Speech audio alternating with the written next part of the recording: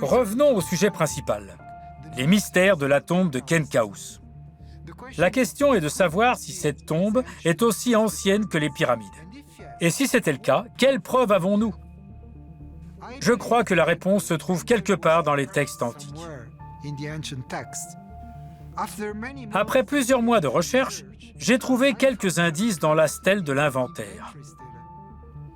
En ce qui concerne la liste des rois, les égyptologues considéraient la stèle d'inventaire comme un document très douteux. L'égyptologue français Auguste Mariette l'a découverte au milieu du XIXe siècle.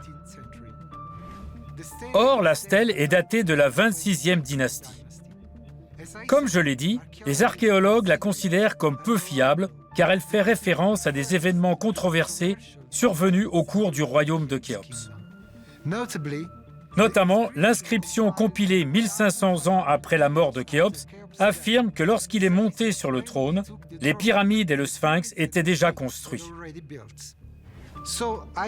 J'ai donc décidé d'étudier le document et j'ai constaté que sa traduction originale semblait incorrecte. Quelques erreurs de base ont modifié le message.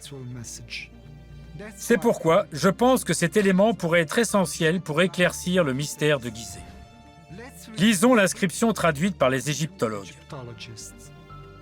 Khéops a découvert que la maison d'Isis, au sommet de la pyramide, se trouvait près de la maison du Sphinx, au-dessus entre le nord et l'ouest de la maison. Mais si nous observons le hiéroglyphe entouré, il n'a été traduit qu'une seule fois, alors qu'il apparaît deux fois.